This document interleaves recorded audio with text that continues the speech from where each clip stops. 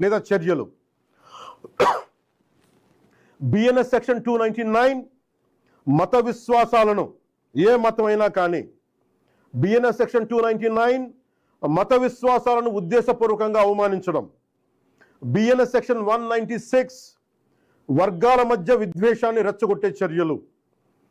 Information technology act sections 66C and 66D, fake accounts, identity theft, online impersonation. Information technology act section 67 obscene లేదా అసభ్యకరమైన electronic content. అవసరమైతే information technology act section 69A ప్రకారం చట్టవిరుద్ధమైన online content పై కూడా చర్యలు తీసుకునే అవకాశం ఉంది.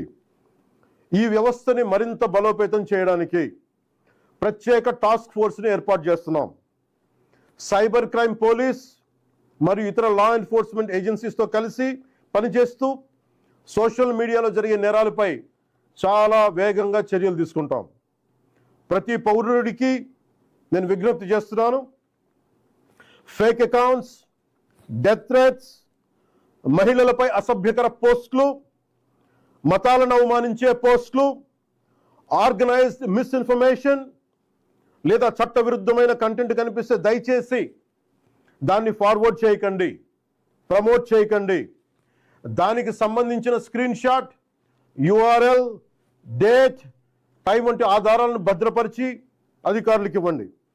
మీ సహకారం వల్ల ఎన్నో నేరాలను అరికట్టవచ్చు. అవసరమైతే సోషల్ మీడియా దుర్వినియోగాన్ని అరికట్టేందుకు కొత్త లెజిస్లేషన్ తీసుకురావడానికి ఈ ప్రభుత్వం సిద్ధంగా ఉంది. అదే సమయంలో రాజ్యాంగం కల్పించిన ఫ్రీడమ్ ఆఫ్ స్పీచ్ని పూర్తిగా పరిరక్షిస్తాం. చివరిగా ఒకటే చెప్తున్నాం, మన మాటల్లో బాధ్యత ఉండాలి, మాట్లాడే భాషలో గౌరవంగా ఉండాలి, స్వేచ్ఛకు జవాబుదారీతనం ఉండాలి.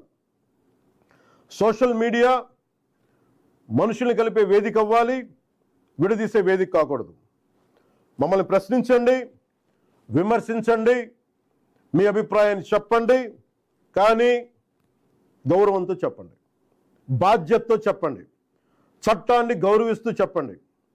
అప్పుడే మన ప్రజాస్వామ్యం మరింత బలపడుతుంది. అలా కాకుండా మా ఇష్టానికి మాట్లాడతాం, మా ఇష్టానికి ఏదైనా అంటామంటే I promise you will face the legal consequences. Thank you. Jai Hind.